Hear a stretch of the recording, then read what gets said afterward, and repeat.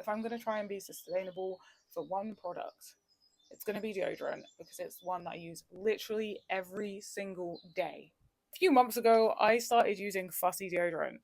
I switched from Wild because they got bought out by Unilever and I was not happy with that. I switched to Fussy deodorant as another more sustainable, tea-free, natural deodorant option. I have some opinions on using it for the last few months. So I first got it October, November time, and it's now April. So I've been using it for a while.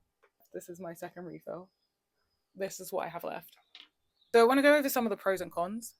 The first pro being that I didn't notice any white marks, or very minimal. That was definitely a pro that I noticed, like from the get-go. It was also very moisturizing. There was no like irritation from dryness, like the actual skin, which is one of the things I really liked about Wild. The last pro that I'm going to talk about is that it smells good. The scent is a good scent. It smells lovely. I've used the coconut one. I've only used the coconut one. I haven't used any other scents from it because I'm not a fan of them. However, that smell does not last very long on my armpits.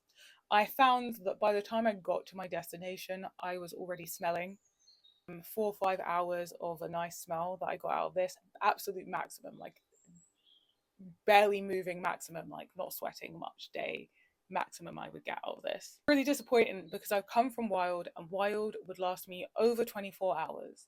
I would be smelling great. And maybe it's not the same for everyone. It might just be how it blends with me. And like I said, I haven't tried any of the other scents. So maybe that's part of it. But for me, it wasn't doing its job. It's a deodorant. I should be deodorized. And I really want to smell good. I like smelling good. It kind of failed in its main purpose. And the second thing is the case itself, not a fan. It's this pebble style. It looks nice, but it is slippery as hell.